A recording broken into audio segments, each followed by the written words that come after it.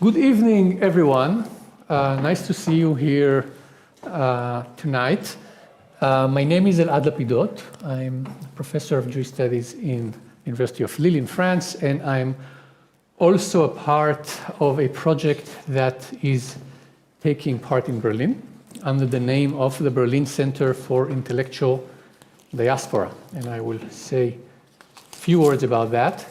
It's a project that is being hosted by the Catholic Academy in Berlin, which is an institution that is found in this very space, in this building. And the purpose of this initiative, the Berlin Center for Intellectual Diaspora, is to bring people together to speak, to talk, to exchange, to debate about contemporary issues and themes that are related to social, cultural, political, religious concerns. And we organize different events, lectures, conferences, workshops, and so forth. The center of this center is Diaspora, and one of the themes that we try to discuss, we try to open up, we try to explore, is the notion of diasporic knowledge. So not only social, cultural structures that are concerned diasporic existence, but also the idea of knowledge, thought, epistemology that is developed around or as a performance of diaspora.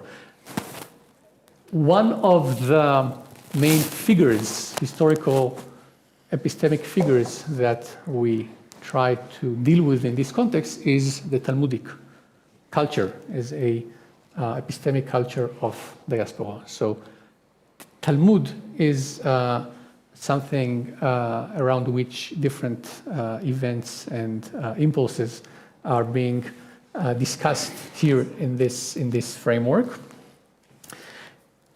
And one of the interventions of this attempt is, in a sense, to propose in many ways counter narratives, for example, to the narrative of Kabbalah or the narrative of philosophy. We deal with the Talmudic text, Talmudic corpus as a medium place culture of knowledge and thought. In this context, we have a very close cooperation with another, a little older Berlin initiative that is called the Berlin Machloikes, which I co-founded with Oded Schechter, who is with us, and many impulses and ideas of these initiatives then became part of things that we do here. One of these close cooperation between the Berlin Center of Intellectual Diaspora and the Berlin Machloikes is what we call the masterclass on modern Talmudic hermeneutics, which will take place starting tomorrow for 3 days here in this very room, and in which many of you will take place. And thank you, all of you who came from far away to participate in this. This masterclass will be led by Oded Schechter and by Elchanan Reiner, who is also with us today, and this will start tomorrow, and it will be a closed event. Around this masterclass, we also organize 2 public evenings that are closely related to the concerns of the Talmudic tradition as Talmudic of diasporic knowledge or diasporic thought. And both events, in a sense, revolve this year around, you could say, and I draw on Yaacob Dweck here, the idea of rabbinic dissidence. Today, rabbinic opposition, critique, vis-a-vis Sabbatianism. And on Tuesday, we'll deal with rabbinic dissidence or opposition or critique vis-a-vis Zionism. This brings me to the event of tonight, of this evening, rabbinic dissident Yaacob Sasportas against Sabbatianism. Sabbatianism, as maybe many of you know, has become some kind of a modern narrative, to say maybe modern mythology about modern Jewish messianism, a narrative that has been greatly constructed by the work of Gershom Sholum, who presented in many ways the Sabbatian movement as a culmination of Jewish mysticism, of Kabbalah, and in a sense, some kind of a birthplace of modern Judaism, which, among others, features elements of strong anti-Nomian tendencies and, to some extent, anti-Talmudic attitude. So it is interesting for us tonight, in the context of our concerns, to deal with Sabbatianism or with the resistance to Sabbatianism, the Talmudic rabbinic resistance to Sabbatianism and to the myth of Sabbatianism. And for this purpose, we have here with us tonight two wonderful guests that I will quickly present, and then I will let them also speak about this evening's theme. The first one is Yaacob Dweck, who is a professor of history and Judaic studies at Princeton University. He's the author of two books that are closely related to the project of modern Talmudic hermeneutics. His first book, The Scandal of Kabbalah, Leon Modena, Jewish Mysticism, Early Modern Venice, from 2011, and his more recent book, which is at the center of tonight's discussion, is Dissident Rabbi, The Life of Yaacob Sasportas, and I will shortly let Yaacob talk more about the book and the themes. Our second guest, Marc-Alain Ouaknin, is a rabbi and a philosopher who lives in France, in Paris, who is also a professor of comparative literature at Bar-Ilan University in Israel, and has been working on different themes. Among others, he has books and work on Jewish and specifically Talmudic thought. He's the author of numerous books. Among other, one of his most famous one is Le Livre Brûlé, Lire le Talmud, of 1986, that was translated in 1995 in the Princeton University Press also as The Burnt Book, Reading the Talmud. And Marc-Alain will be the second speaker after Yaacob Dweck. So I will now thank you all for your attention and will give the stage to Yaacob Dweck. Please, Yaacob.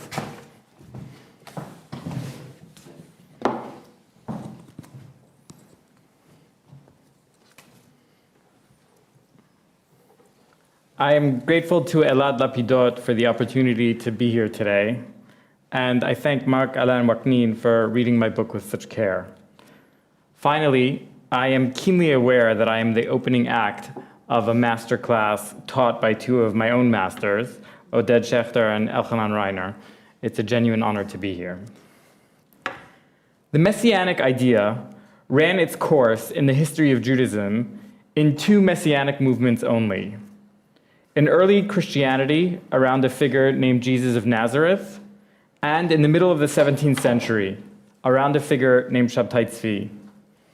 The timing of these two instances, when the messianic idea reached its fulfillment, is not as accidental as it might seem. The first occurred just before Rabbinic Judaism had begun to mold the fantasy and reality of the Jewish people, that is, before the destruction of the Second Temple in 70 CE, and before the rabbi emerged as a recognizable figure of Jewish authority. The second came to the fore at the time when Rabbinic Judaism in its classical form had begun to disintegrate, the middle of the 17th century. First time, tragedy. Jesus was crucified. Second time, farce. Sabbetai Zevi converted to Islam at the behest of the Ottoman Sultan.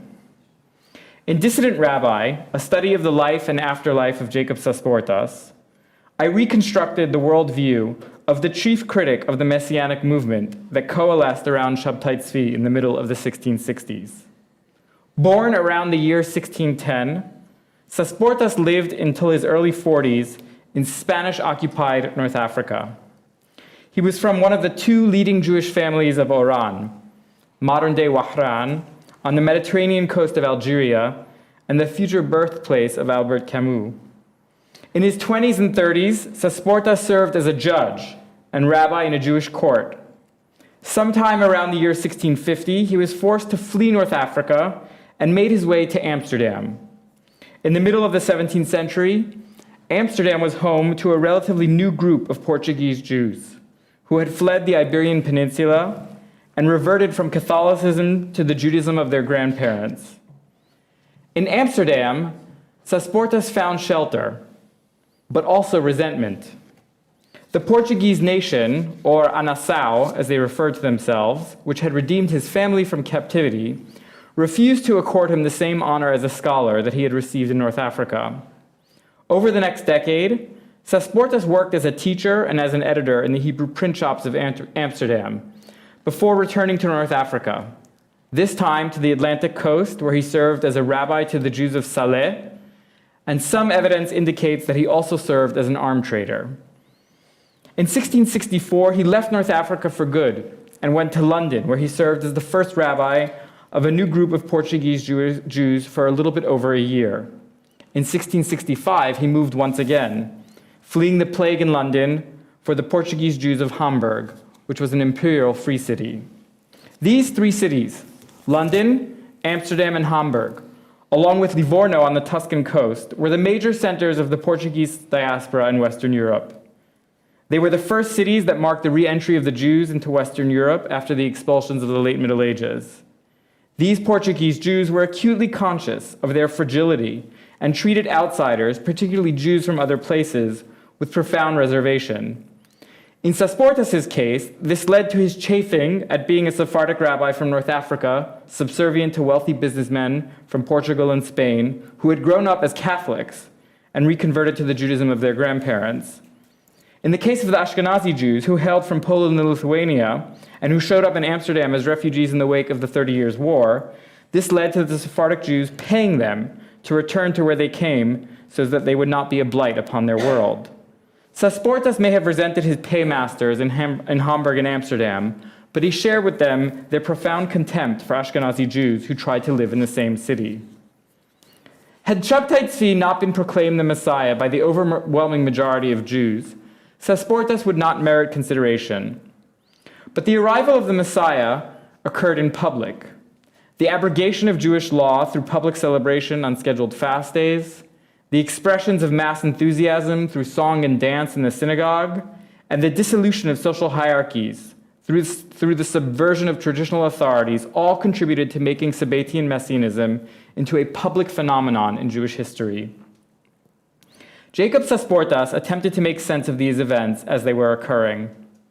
As news of the Messiah's initial arrival and subsequent activities traveled from the Ottoman Empire, whose boundaries Sabbetai Zevi never once crossed, to the Portuguese Jews in Northern Europe, Sasportas watched in horror and took careful notes. He corresponded with rabbinic colleagues near and far. He transcribed prophecies in public circulars written by the Messiah and his prophet, Nathan of Gaza. And he recorded his own thoughts in diary-like form. A short while later, he weaved these documents together into a chronicle of the entire movement he entitled The Fading Flower of the Tzvi, Tzitzat Novel Tzvi. The title simultaneously referred to the object of his vitriol, Sabbetai Zevi, and to the Messiah's failure to fulfill the prophetic promise of a biblical verse from which his title derived, Isaiah 28:4, and the glorious beauty shall be a fading flower. Tzitzat Novelty had few precedents in the history of rabbinic writing. It contained elements of the rabbinic responsum, She'ela v'Tshuva, the commentary, Perush, the letter, Igeret, the ordinance, Takana, and the diary, a genre that lacked an early modern equivalent in rabbinic Hebrew. The book was both less and more than the sum of these distinct parts. Sasportas did not write one long responsum on Sabbatean messianism or a continuous commentary on the most important documents of Sabbatean literature or an independent treatise about law and messianism. Rather, he drew upon these forms throughout his work. Many of his letters that constituted Tzitzat Novelty also appeared in his posthumously printed collection of responsa, Ohel Yaakov, the Tent of Jacob. The responsa he wrote throughout his long career as a rabbinic jurist thus remain inextricably intertwined with those he wrote about Sabbetai Zevi. His commentaries on the Sabbatian letters he preserved and edited constitute a crucial reservoir of his thinking about messianism and the law. The diary entries throughout the book offer an astonishingly personal take on the events as they unfolded. They depict a normally restrained and reserved jurist invoking his own anger and his own tears. The book that I wrote sought to do a number of things. First, I tried to read Sasportas on his own terms, through his own writing, particularly his polemic against Sabbetai Zevi. Most of my talk today will be an attempt to read what I think is one key term for Sasportas in his own writings. Elsewhere in the book, I sought to expand the documentary corpus relating to Sasportas by examining his position, whether it be rabbinic, economic, or familial, in the different places that he lived. In some periods and in certain places, archival holdings were particularly rich, and they allowed me to reconstruct Sasportas' life in extremely vivid detail. In others, especially for his time in Oran and Tlemcen, I had to face the facts and realize that little evidence survives, or at least little evidence that I was able to unearth. It could be that there is other evidence that I don't know of. I sought to integrate the evidence with a study of Sasportas' own writings to present a portrait of this 17th century rabbi. Sasportas did not conform to the series of oppositions that undergird the intellectual edifice of modern scholarship. He was both a rabbinic jurist and a mystic. He was a conservative and a radical. He was a critic of the rabbinate and the instantiation of its ideals.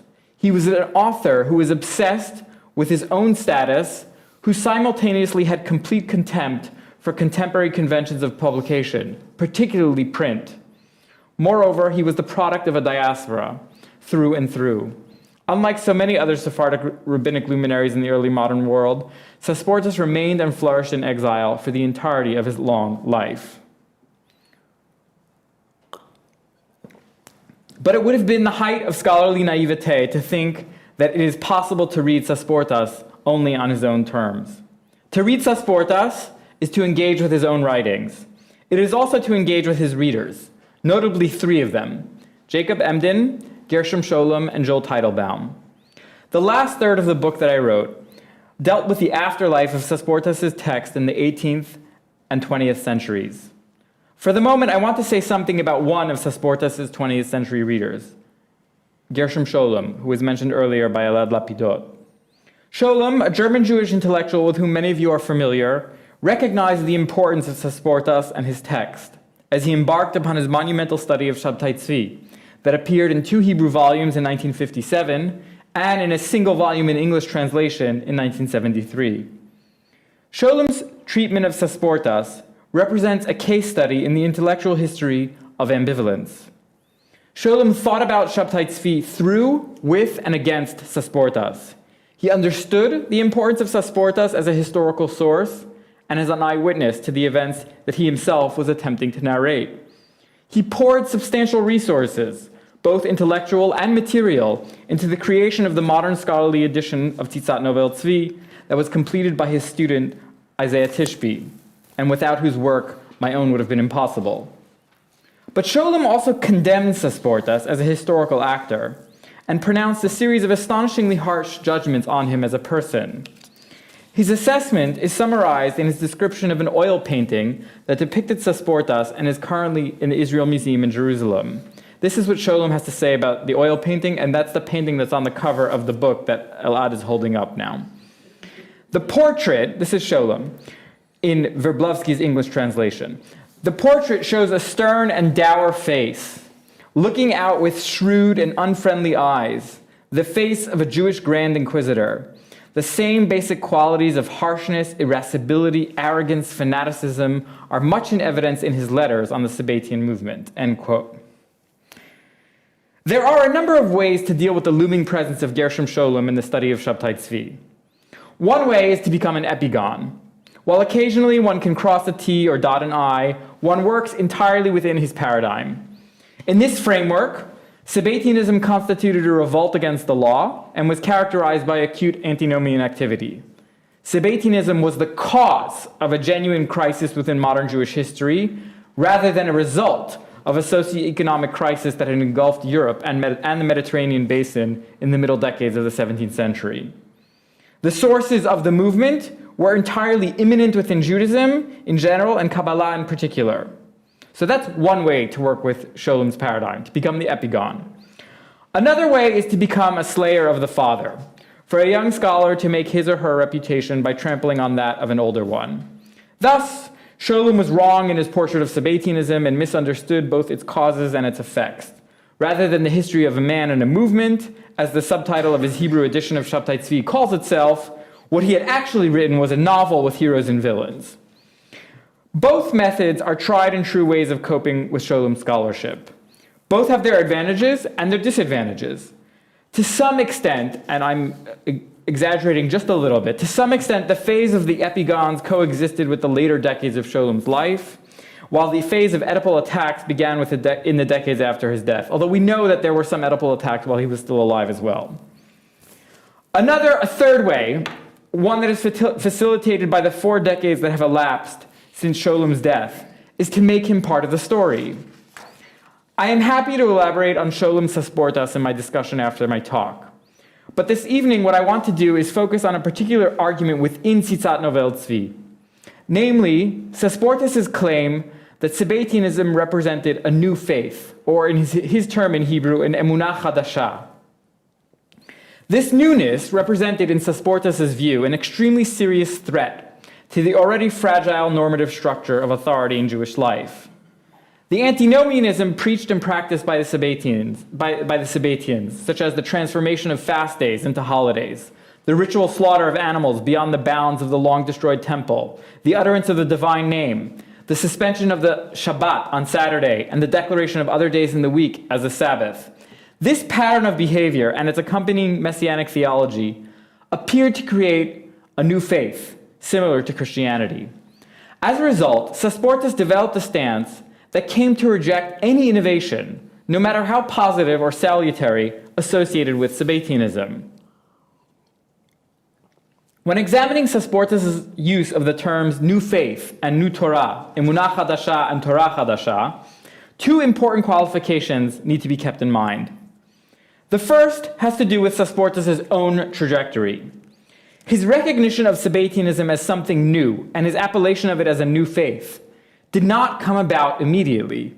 Rather, it was the product of his thinking, reflecting, and writing about the events as they were reported in Hamburg over the course of approximately 15 months, from late 1665, when news of the Messiah first arrived in the centers of the Sephardic diaspora in Northern Europe, until late 1666, when news of the Messiah's conversion to Islam in September of that year reached the same places in Northwestern Europe. And we know from Brodel that it took about 6 weeks for letters, depending on the time and the time of year, for letters to reach from one part of the Mediterranean to Northern Europe. It was only after careful reflection that itself took place over a considerable amount of time that Sasportas labeled Sabbatianism a new faith. Thus, there was a temporal dimension built into Sasportas' own discussion of Sabbatian time. It took a number of months and a number of events for Sasportas to understand just how new Sabbatianism was. So that's qualifying point number 1, that this took him a long time to realize what he was dealing with. The second qualifying point has to do with Sasportas' criticism of novelty and innovation. Sasportas was by no means against all novelty, nor did he develop a full-fledged theory or ideology that opposed innovation as such. Nevertheless, much of his resistance to Sabbatianism hinged upon its novelty. In his statements about Chidush and Emunah Chadasha, one can find hints of a robust position that would emerge a century and a half later in Jewish life. I wish to be very clear. I am not suggesting that Moshe Sofer, whose famous dictum Chadash Asur Min Torah, read Sasportas on Sabbatianism and said, aha, I now have the ideological basis for my theory of tradition. What I hope to show in the next 15 to 17 minutes is that in Sasportas' response to Sabbatianism, one can see the formation of a habit of mind that would come to characterize several rabbinic figures in the modern period, one that opposed novelty for its own sake and novelty as such. In this sense, Sasportas can serve historians as a primary example of early modern Jewish ambivalence towards the new. Like many authors living in an age of crisis, Sasportas tried desperately to create a sense of tradition. Repeatedly, throughout his account of Sabbatean messianism, he stressed the complete continuity between his own position on the Messiah and the law with that of the Jewish tradition, as he defined it. In his own acutely self-conscious characterization, he had articulated no more and no less than the Maimonidean reserve about the Messianic age. Sasportas and his stance on the Messiah, which he experienced firsthand, represent a valuable test case with which to confront a question posed by none other than the recently departed John Eliot over 4 decades ago. Here's what Eliot had to say in his inaugural lecture at University College London. How far can historians accustomed to look for innovation among revolutionaries enter into the minds of men who themselves were obsessed by renovation, by the desire to return to old customs and privileges and to an old order of society? As Eliot himself remarked later in that same essay, quote, the deliberate attempt to return to old ways may lead men, in spite of themselves, into startlingly new departures, end quote. Sasportas' rejection of Sabbatianism on account of its novelty and his composition of Tzitzat Novelty to account for his own position was itself, I suggest, such a startlingly new departure, and one that would have a long and circuitous afterlife in the early modern and modern rabbinate. In order to ascertain the centrality of novelty and innovation in Sasportas' response, it is best to begin at the beginning. Tzitzat Novelty consists of 4 parts, of which the first 2 constitute the overwhelming majority of the work. I think pages 1 until around 260 out of a book that ends at around 380. The first part records his response to and letters about Sabbatianism before the conversion of Sabbetai Zevi to Islam, while the latter 3 parts chronicle the movement after the conversion. To the entire work, Sasportas added a short preface in 1669. At 2 critical junctures in this preface, Sasportas used the Hebrew word for novelty. The second paragraph of the book opens with the following retrospective declaration. When these letters filled with deceit and vanity first began to arrive, I said to myself, I worry lest this wicked man of Sabbatai, may his memory be erased, wants to create a new Torah, as indeed his actions proved in the end. End quote. Later in the preface, he cited a colleague as saying, quote, whoever gets to Sabbatai Zevi first shall attain merit, for in the future he shall cause many to sin and will create a new faith, emunah chadasha, end quote. In the brief retrospective preface written to Tzitzat Novelty, Sasportas introduced 2 terms that he associated negatively with Sabbatai Zevi: a new Torah, Torah Chadasha, and a new faith, Emunah Chadasha. The presence of these 2 terms in the preface should not obscure the fact that the radical novelty of Sabbatianism was not immediately apparent to Sasportas. For all the centrality that the new Torah and the new faith would occupy in his critical assault, he only understood this in the summer of 1666, shortly before Sabbatai Zevi's conversion, and only 6 months after the first reports of the Messiah had reached him. After he had learned of the suspended fast days and the repeated public violations of the law, Sasportas wrote to the Rabbinate of Izmir, one of the hotbeds of messianic activity, and called them to account for recent events. His letter concludes as follows. Wherefore, when I saw the spread of this new faith that uprooted the edifices of the rabbis and paid no attention to them, and they all hung themselves upon the trees of the great sages of Izmir and Constantinople, I said, "This is not a time to be silent, O Jacob, as they come to establish a new Torah. I shall pay no heed to the anger of any man, for anger is not eternal. And if he should not get angry and Jacob should remain silent, O Torah, what shall come of you?"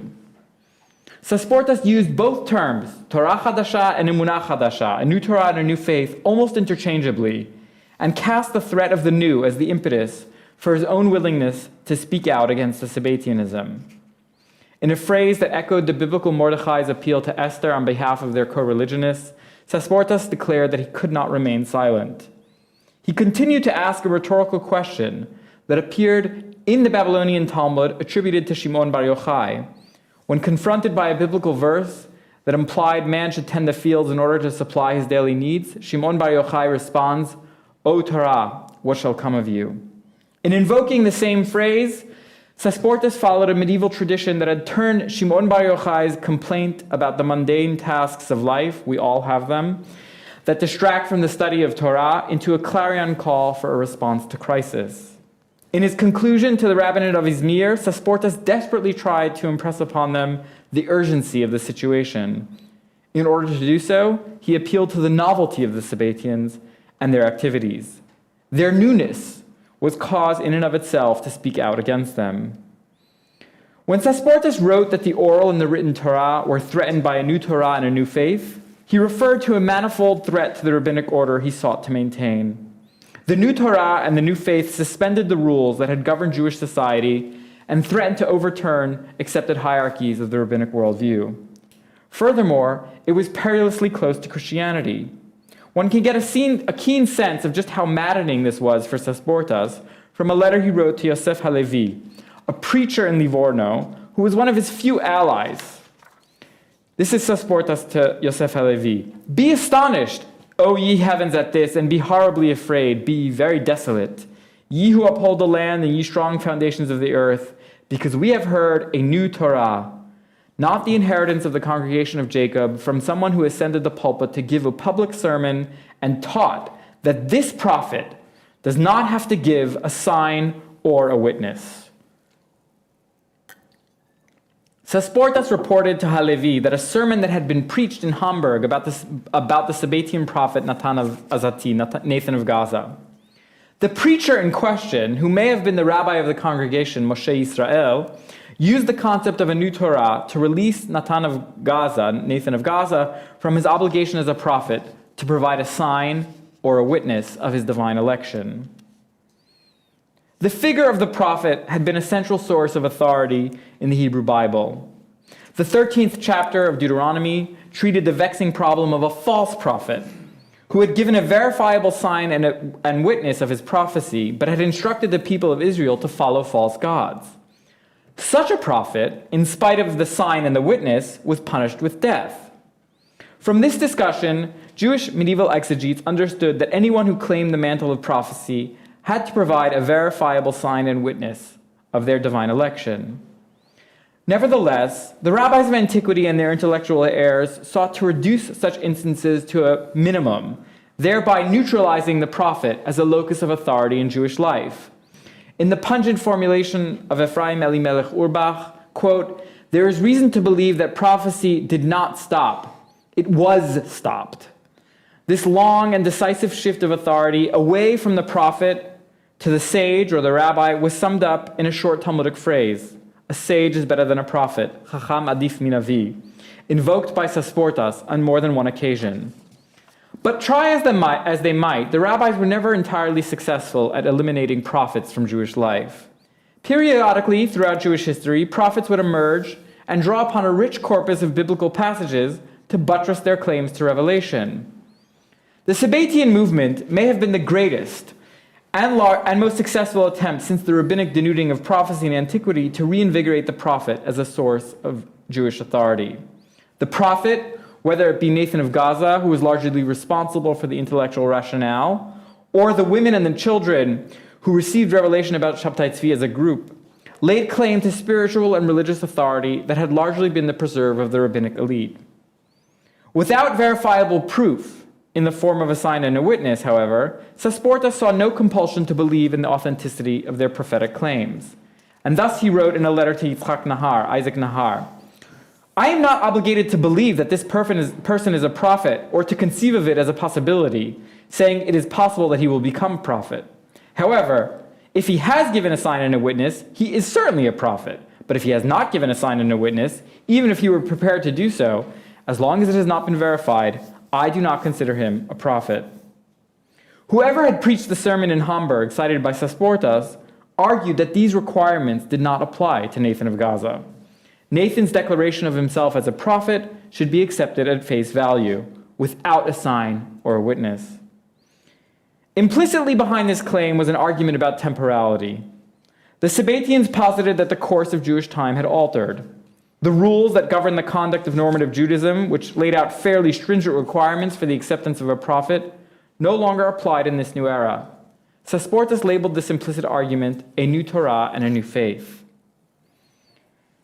The insistence that the normative laws of Judaism had been suspended left Sasportas infuriated. However, the Sabbatians further compounded his fury by their striving for hegemony over all Judaism. Later in the same letter to Yosef Halevi, Sasportas recounted the argument of Hoshea Nantawa, who was a supporter of Sabbetai Zevi in Alexandria. And this is what Sasportas writes about Nantawa. He strayed from the upright path and opened his mouth unceasingly against those who have not accepted upon themselves this new faith. He wrote something that it is forbidden to hear and worthy of rending one's garments, as one does in the instance of blasphemy. Whoever denies this is like one who denies the Torah of Moses and the resurrection of the dead, and he is of the mixed multitude.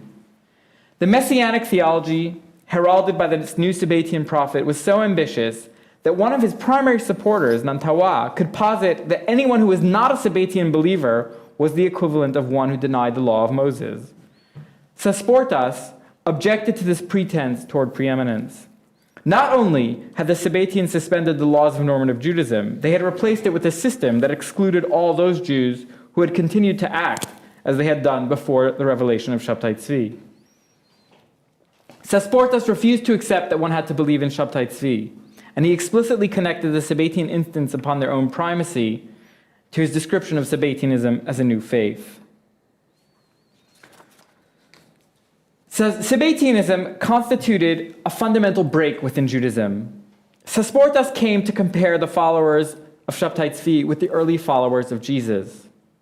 Criticism of Christianity pulsed throughout Tzitzat Novelty to such a degree that the work in certain ways constitutes a polemic against Christianity. Sasportas showed little interest in contemporary Christianity and focused almost entirely on the formation of Christendom in antiquity.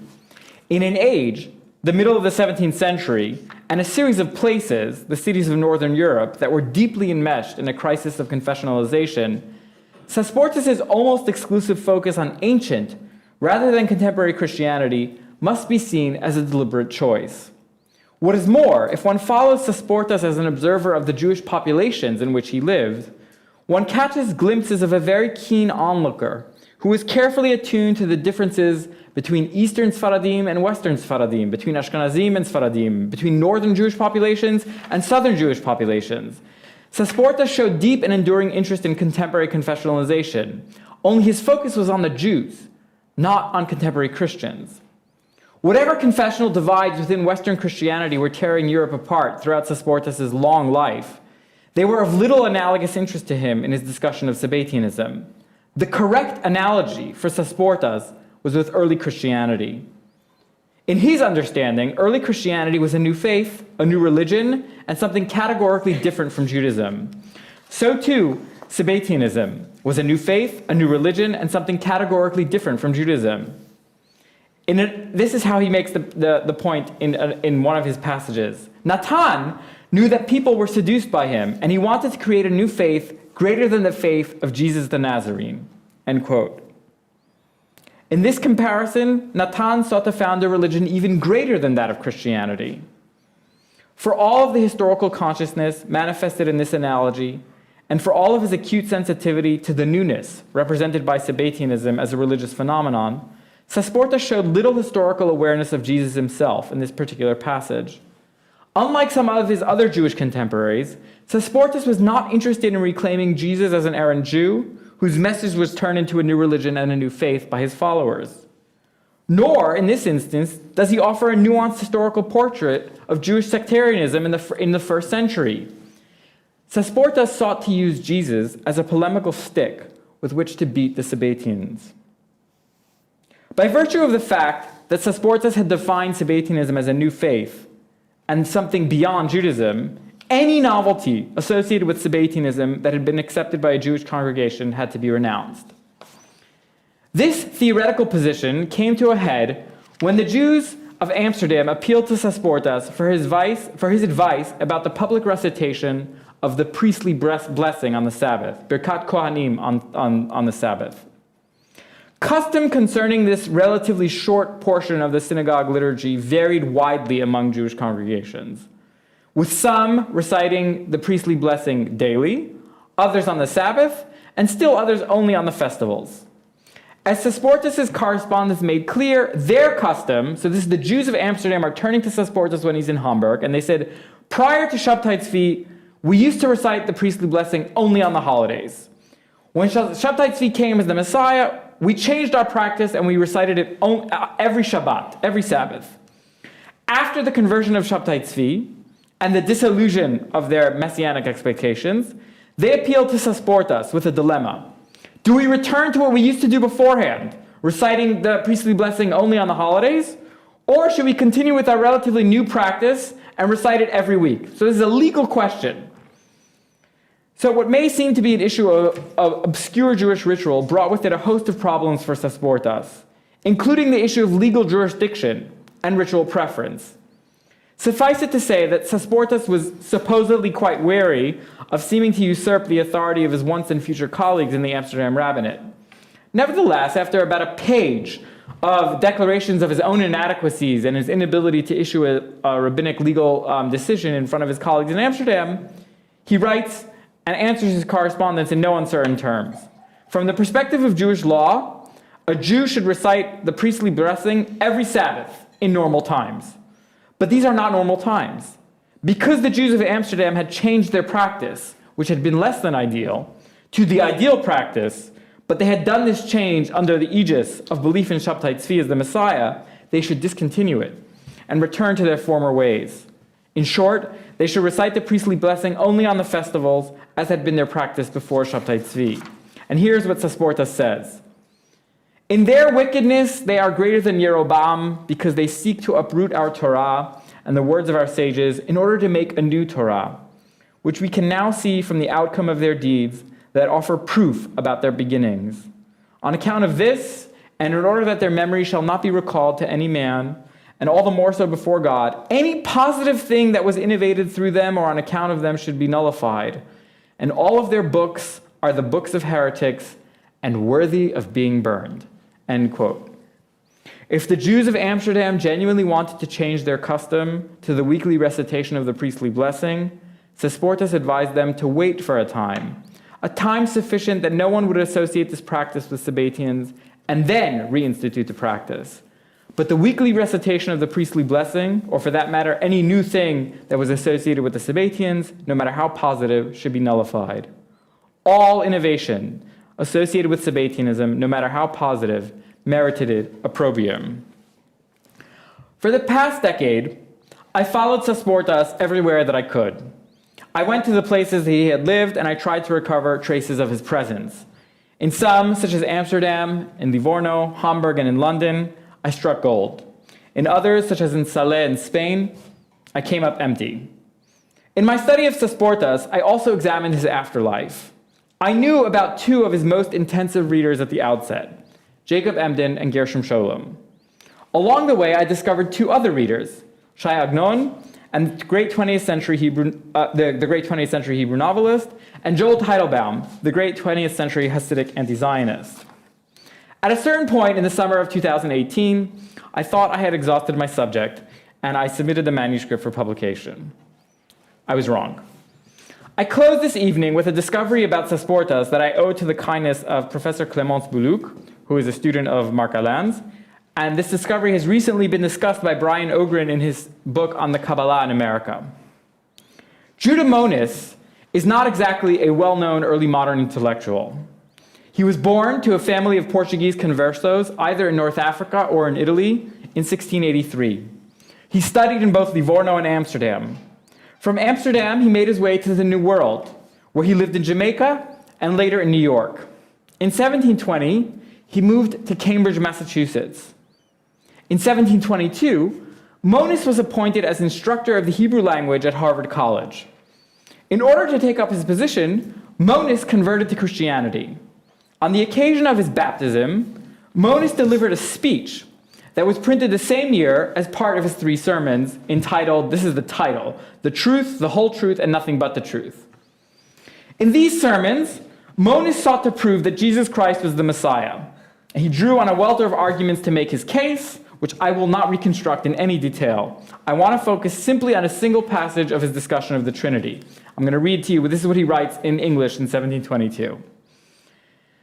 "And this way of expounding the words may not seem to them any other than a true and orthodox one, I will prove it with quoting to them one passage out of a great many, which are to be found among their writings, from one who had the opportunity to search and examine all the authors before him that treat upon this point, and for his great learning and piety was called by the consent of all the Jewish nation, even in his lifetime, the person, wise man, the pious or godly, the theologian, glory of the wise men, the holy our teacher, my teacher, Rabbi Jacob Sasportas, in his book called The Holy Temple, printed in Amsterdam about 70 years since, page 15, says the following words." And now, Monis is quoting Sasportas, "The Lord, this is the Father Most High, our God, this is the white-head, most ancient, eternal one, the soul." End quote of Monis of Sasportas. We're still in Monis, though. "Here, this author makes a distinction in the many meaning of the names, the Lord and God, by which word he says this name in substance as we Christians believe." End quotation of Monis. The Hebrew work that Monis cited had appeared in print in 1653 under the title of Hechal HaKodesh. Hechal HaKodesh, right? It was somewhat of an exegetical stretch to relate the contents of Hechal HaKodesh to the subject of the Messiah. Jacob Sasportas, however, had quite a lot to say about the Messiah, but none of it had appeared in print in 1722. It was all in Tzitzat Novelty, which would appear in a severely truncated version in 1737 and would have to wait until 1954 before a complete version appeared. None of this seems to have been known to Monis, who cited his teacher's work that had appeared in print and cited Jacob Sasportas as proof for the divinity of Jesus. Thank you very much.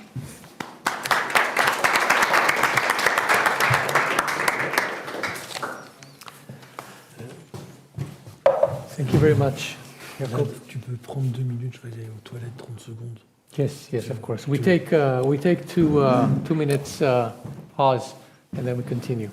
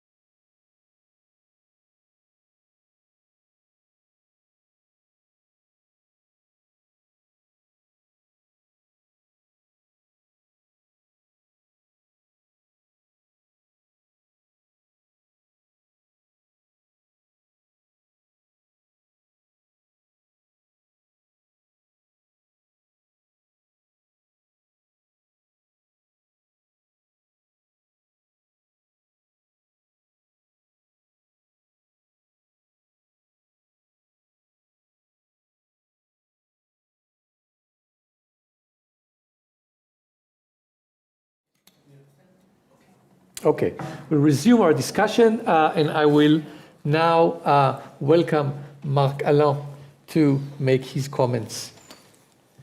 He will make them, I think, in Hebrew, and I will try my best to translate them to English. Okay. Okay. Guten Abend, liebe Gemeinde. Danke für diese Einladung an Professor Elad Lapidot. Ich freue mich, hier zu sein in Berlin zusammen mit Ihnen. Leider, mein Deutschkenntnis ist noch in den Kinderschuhen. Aber ich bin dabei, es zu lernen. Deshalb verzeihen Sie bitte mir, dass diese Diskussion heute Abend in Hebräisch stattfindet. Ich danke für Ihr Verständnis. אוקיי, תודה רבה לכולם, ותודה לפרופסור דבק ולפרופסור אלעד לפידות שהזמין אותי לערב היפה הזה. אפילו אני אמרתי שאני לא מדבר גרמנית, זה נכון, ושאני לומד גרמנית, ואני מקווה שפעם הבאה שאני בא לכאן אני אדבר שוטף. אבל גם העברית, זה כבר הרבה זמן שלא דיברתי עברית, אז אני מדבר יותר צרפתית, אז אולי יש שגיאות, וכמו שאמרו הרבה פעמים את התלמידים שלי בבר אילן, אל תעזוב את המבטא החמוד שלך, זה מאוד נחמד, תמשיך עם המבטא הזה הצרפתי. Okay, I'll just translate quickly.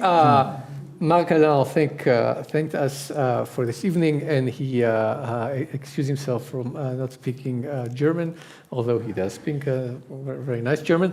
And also excuses for he's going to speak Hebrew, but also the Hebrew is not his first language, so there are some mistakes. But then he quoted one of his students telling him that he should use his Hebrew with a charming French accent. That I will try to not translate into the English. אוקיי. אז קודם כל, תודה רבה לפרופסור דבק על ההרצאה המאוד עמוקה, ושנתן לנו את רוב העניינים של המחקר שלך, זאת אומרת שנתת לנו, תמיד כשאני שומע, קודם כל אני רוצה לומר לך שבשבילי הספר שלך הוא מתנה, ממש מתנה אינטלקטואלית, מתנה אפילו אפקטיבית, שלצערי, ואני לא יודע למה, יעקב סספורטס היה לא אחד מהאנשים שהכרתי לפני שקראתי את הספר שלך, אז בשבילי זה חידוש ממש מאוד מאוד יפה, ואני רוצה להדגיש למה בשבילי הוא חידוש ומתנה חשובה. Just a second. Yes. Marc-Alain thanks Yaacob Dweck for this gift of his book, and said that he was not aware of Yaacob Sasportas before reading the book, and he's very happy he did, and now he's going to explain what is the novelty that he found in the book. אז קודם כל, אולי נובלטי, בגלל שבמילה נובלטי יש מילה נובל, כן? ציצת נובל צבי. אבל חוץ מזה, טוב, אז נעשה, חוץ מזה, אחד מהדברים שאני שואל תמיד, כמו שלוינס שואל את עצמו, כשהוא כתב על הרמב"ם, הוא לא רק שאל מה אומר הרמב"ם, מה אמר הרמב"ם, אבל כשזה מה אומר לנו הרמב"ם. זאת אומרת, בשביל לוינס, כשהוגה דעות הוא הוגה דעות חשוב, הוא לא מדבר רק לתקופה שלו, אבל הוא מדבר לכל התקופות. וכמו שעל רמב"ם אפשר לשאול מה אומר לנו, על הסספורטס שאלתי את עצמי, ואחר כך אני אשאל גם לכם, מה אומר לנו היום, מה אומר לכם את הבן אדם הזה ואת המחשבה שלו, את הפילוסופיה שלו. Okay, just a second. So Marc-Alain refers to Levinas, who, when he was writing about Maimonides, said that Maimonides was not only speaking to his own time, was speaking to all times. And of course, as contemporary readers, we're interested to know what he was saying to us. And Marc-Alain raises the same question with respect now to Sasportas, what is interesting for us in what Sasportas was doing. אבל לפני זה אני רוצה, למרות שאמרתי שאני מדבר עברית, או בעברית, לצטט את לוינס בצרפתית, שהסגנון שלו הוא מאוד יפה, ואחר כך אתה תתרגם. ואני מקווה שגם כמה מכם מדברים את הצרפתית ומבינים את הצרפתית היפה של לוינס. ואני קורא את זה לאט. À côté des recherches savantes qui situent un grand penseur au carrefour des influences qu'il a subies et de celles qu'il a exercées, il y a une place pour une question modeste, mais grave. Qu'est-il pour nous? La valeur d'une vraie philosophie ne se place pas dans une éternité impersonnelle. Sa face lumineuse est tournée vers les êtres temporels que nous sommes. Sa sollicitude pour nos angoisses fait partie de sa divine essence. L'aspect véritablement philosophique d'une philosophie se mesure à son actualité. Le plus pur hommage qu'on puisse lui rendre consiste à la mêler aux préoccupations de l'heure. Celles de notre époque sont particulièrement poignantes. Elles concernent l'essence même de notre civilisation en tant que juifs et en tant qu'hommes. This is a quote of Levinas speaking about Maimonides, and I will not try to translate the very beautiful, indeed, words of Levinas. The gist of it is, as I said, the idea of the philosophy, the power of the philosophy is precisely in its ability to be current, to be contemporary, to speak to us for our contemporary concerns, and it's precisely this which Marc-Alain is now, I assume, will look in Sasportas. אז בספר שלך אני חושב שכל הדברים הם חשובים, אבל היה שני פרקים שמשכו, שממש קראתי מילה במילה ואפילו את הפסיקים, וזה הפרק שאתה קראת את זה באנגלית Silencing Doubt, והפרק אחר כך The Truth Value of Doubt. אני לא יודע אם המבטא באנגלית הוא יותר גרוע מהמבטא שלי בעברית וצרפתית, אבל הכוונה בשני פרקים אלו, ואני חושב, זה אחד מהמילים והמושגים העיקריים והחשובים שהבנתי וקראתי בספר הזה, זה המושג של הספק. זאת אומרת, אנחנו ב-1665, ואנחנו צריכים לזכור שבאותם זמנים, ולא ציטטת אותו, אבל זה היה באופק, אחד מהפילוסופים הכי גדולים של כל הפילוסופיה, זאת אומרת ברוך שפינוזה, וברוך שפינוזה עצמו, הוא היה תלמידו של דקארט, וכתב את הדוקטורט שלו, אפשר לומר, גם על פילוסופיה של דקארט. כשדקארט אמר שני דברים מאוד חשובים, הוא אמר המון דברים חשובים, אבל שבקשר למה שאנחנו עוסקים הערב. רק שנייה, Marc-Alain. So the focus here is within Yaacob Dweck's book, which was less discussed in his talk, but is very central to the book, is the idea of the doubt. Sasportas, as someone who represents vis-a-vis the enthusiasm, the messianic enthusiasm around Sabbetai Zevi, represents the doubt, the skepticism vis-a-vis the enthusiasm, and this is what Marc-Alain is focusing now, the question of the doubt, and he's connecting the doubt in Sasportas to the idea of a doubt in the philosophy of his time, in the mid-17th century, speaking about Spinoza and speaking about René Descartes, related to him, for whom the doubt was, as you may know, a central notion. כן, בדיוק. והכותרת של הספר שלך הוא Dissident Rabbi, אבל כשקראתי את הספר שלך, אמרתי לעצמי שהספר היה גם יכול להיקרא הפילוסופיה של הספק. זאת אומרת שכשאנחנו קוראים את סספורטס, מה הוא אומר, ואחר כך אני חוזר, או קודם כל אני חוזר לדקארט. דקארט בפילוסופיה שלו, הוא אומר את זה בלטינית, וזה מאוד מוכר, אבל אני חוזר על הדברים מאוד מהר. הוא אומר, הוא כותב, הוא לא אומר, אני חושב, לכן אני קיים. זה דווקא מאוד מעניין, כשאנחנו לומדים את זה בעברית, בגלל שבעברית את הביטוי je suis, כן? איך אנחנו יכולים לתרגם. אז en français, בצרפתית אומרים, je doute, je pense, donc je suis.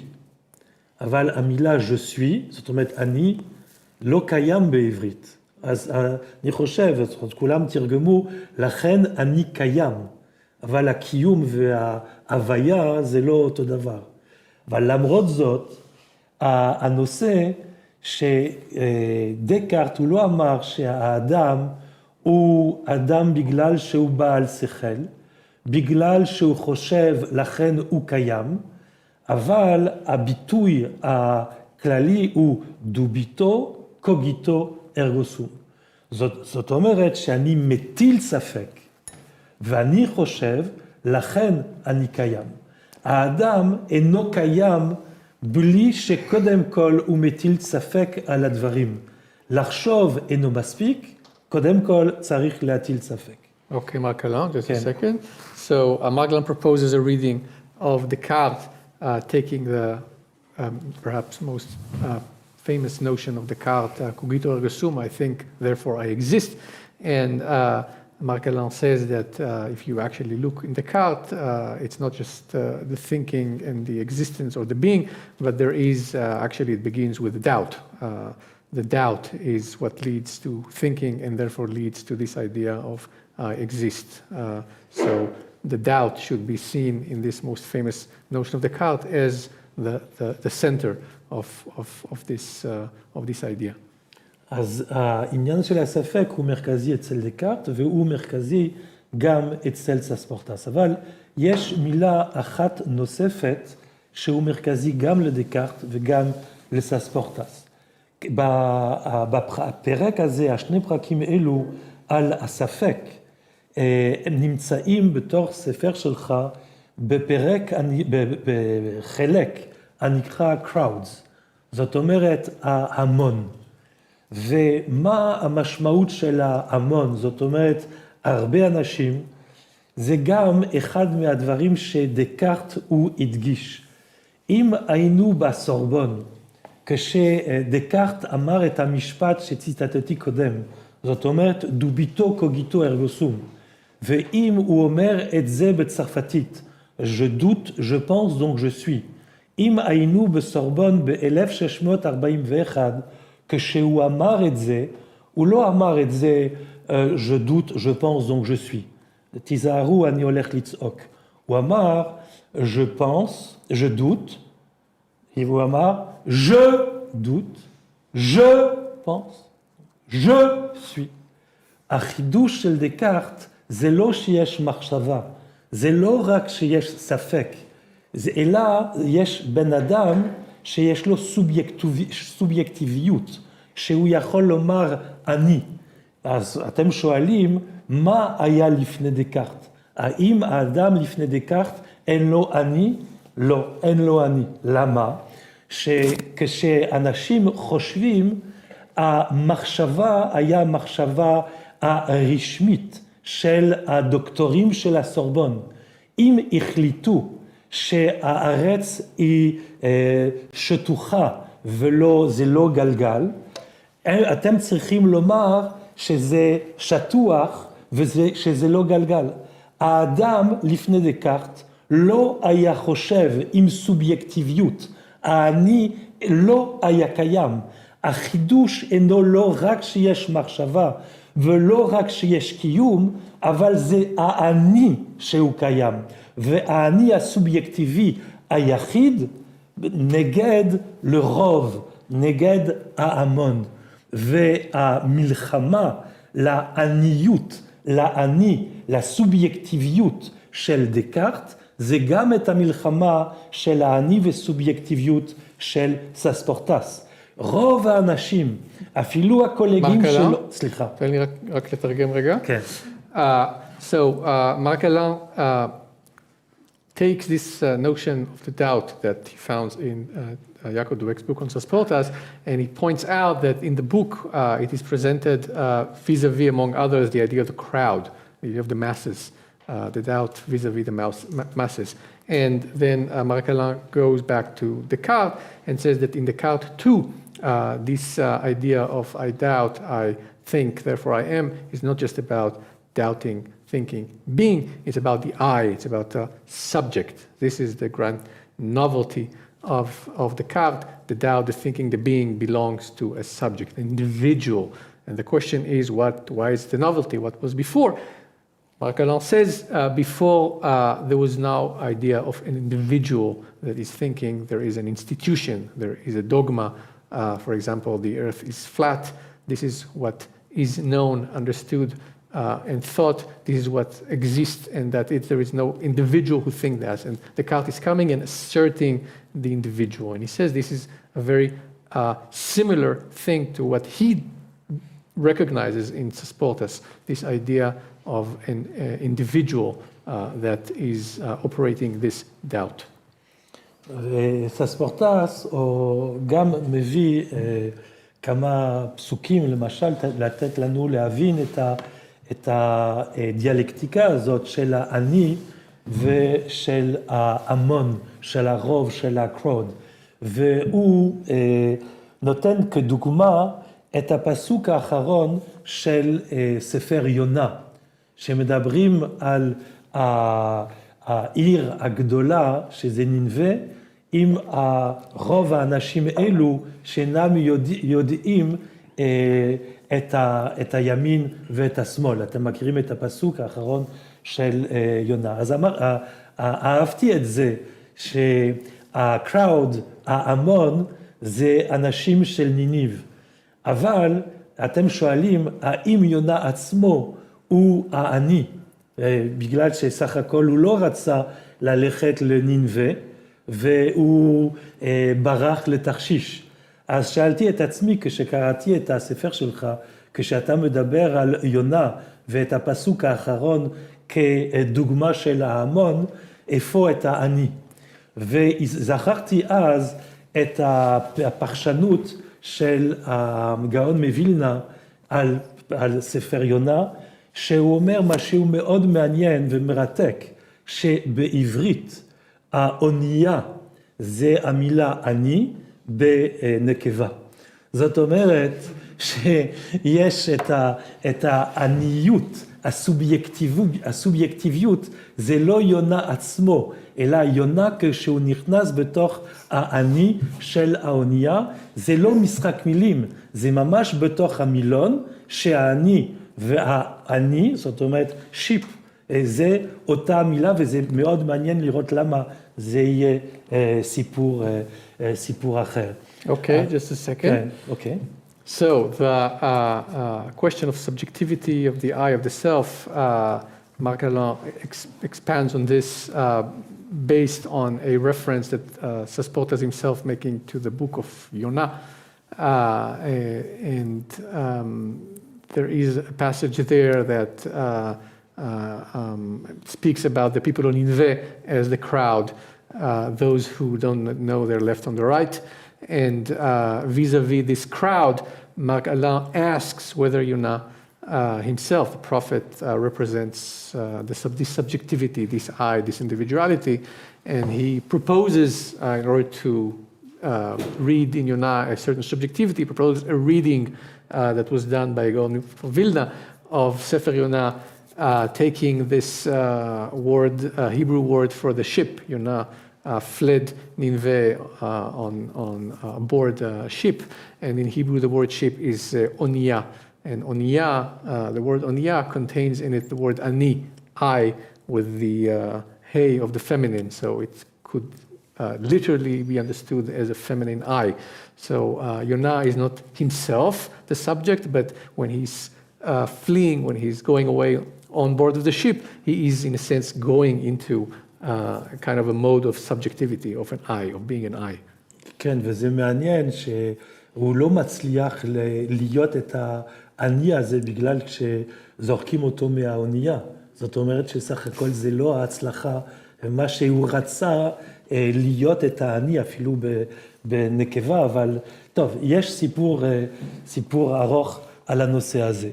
וכשקראתי את השני פרקים אלו, גם חשבתי על אברהם, שכשאנחנו קוראים את הטקסטים של סספורטס בעברית, שאתה מצטט אותם בתוך הפוטנוטס, כן? בעברית, אז אנחנו רואים את הסגנון של סספורטס ואת המילים שהוא משתמש בהן, ואנחנו מבינים שיש מלחמה במחשבה שלו, בפילוסופיה שלו, בין הספק והוודאי. זאת אומרת, מה שהוא קורא, הספק, זה מאוד מעניין גם את המילה ספק, שזה קרוב ליוונית, סקפטי, כן? גם מבחינה פונטית, וגם שהספק, אם אנחנו משתמשים בצירופים של האותיות, שזה דברים שיש הרבה בעברית, שזה הצירוף של הפסק. יש את הפסק דין, שזה סופי, ויש את הספק שמאפשר עוד להמשיך. ובתוך הלקסיקון, המילון הפרטי של סספורטס, יש מצד אחד את הוודאי, ויש מצד השני את האולי. זה מלחמה בין האולי והוודאי. ואני מאוד מאוד משכתי אל הדיאלקטיקה הזאת, ואני זכרתי ושאלתי את עצמי, מתי מתחיל את האולי בתוך התורה? זאת אומרת שלומר שסספורטס זה פילוסופיה של הספק, זה מאוד מהפכני, מאוד חדשני. למה? שהמוסר הקלאסי עד היום נותן לנו תמיד לחשוב נגד הספק. אנחנו צריכים להיות בטוח, האמונה זה הביטחון ואת הוודאות. ופתאום אדם אחד גדול בישראל אומר שהספק הוא ערך ראשוני וגדול, ובשבילי זה משהו מהפכני. ואז שאלתי את עצמי איפה את ההופעה הראשונה של האולי והאולאיות, אפשר לומר, בתוך התנ"ך. וזה עם אברהם אבינו, ואז אני אדבר כמה מילים על אברהם אחר כך, ואני אפסיק אם אפשר. Okay, so Marc-Alain goes back to the idea for him, novelty in Sasportas as a thinker of the doubt. He proposes to designate his thought as a philosophy of doubt, and he says there is a novelty there in this tension between the doubt and the certainty, between the safek and the vadai, and he suggests that moral doctrines very often are focused or even demand to be certain, to have some kind of security or to be sure, whereas here there is a philosophy, a theory, a doctrine of rather doubt.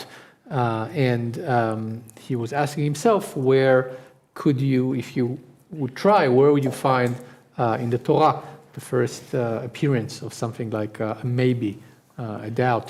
And he suggested this could be found in the story of Abraham, and now he will say where. שני דברים קודם כל, אז כמו כשאני אומר זה מהפכני, זה לא כל כך נכון, בגלל שיש אנשים, יש גדולים שחשבו לפני סספורטס במאה הקודם, שזה המהר"ל מפראג, שממש הוא כותב בדרך החיים על החשיבות של האולי כבסיס של פילוסופיה.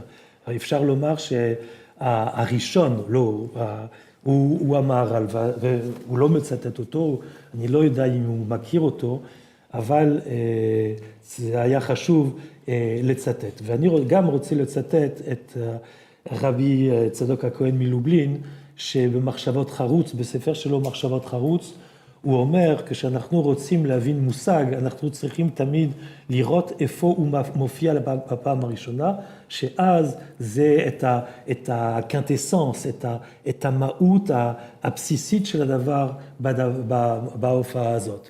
ואז אתם זוכרים שאברהם אבינו מדבר כשהוא רוצה להגן על סודום ועמורה, אז הוא אומר, אולי יש 50 צדיקים, אולי יש 40, אולי יש אחד. זאת אומרת, כדי להגן על האדם, להיות את העורך דין של האדם, אז הוא אומר את האולי.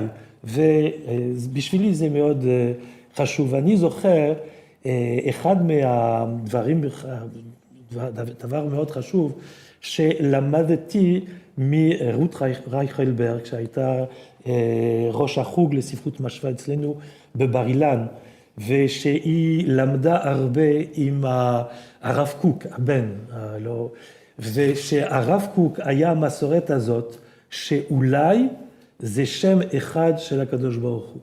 זאת אומרת, אולי זה שם של הקדוש ברוך הוא. יש בתוך העולם המטאפיזי את האולאיות, ואפשר גם לקרב את המילה אל משורש אולי. האל ואולי זה אולי זה מדרשי, אבל זה מאותה שורש. ואז כדי לגמור על הנושא הזה של האולי, שהאולי הוא הבסיס של הספק, זה גם מביא לנו לנושא של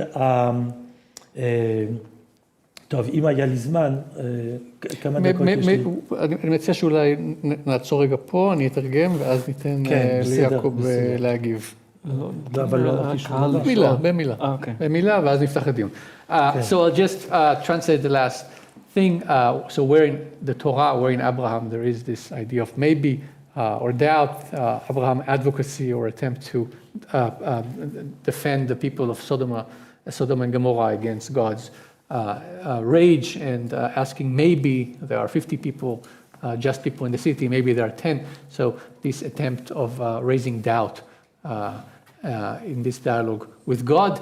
And Marc-Alain finishes with some tradition going back to Rav Kook, that maybe Ulai is maybe one of the names of God, and maybe even the word God in Hebrew, El, has something to do with the maybe, with the Ulai.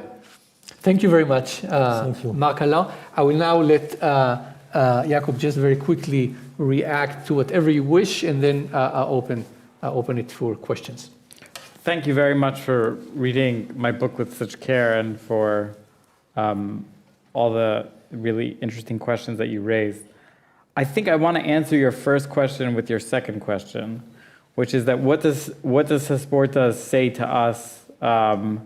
I think what he actually says is this truth value of doubt. I think that is what is, to me, what is so central about what he's saying. That when everyone is absolutely certain that something is happening around you, maybe you should be a little careful and examine the epistemological underpinnings of what they're saying, weigh the evidence, don't rush to judgment.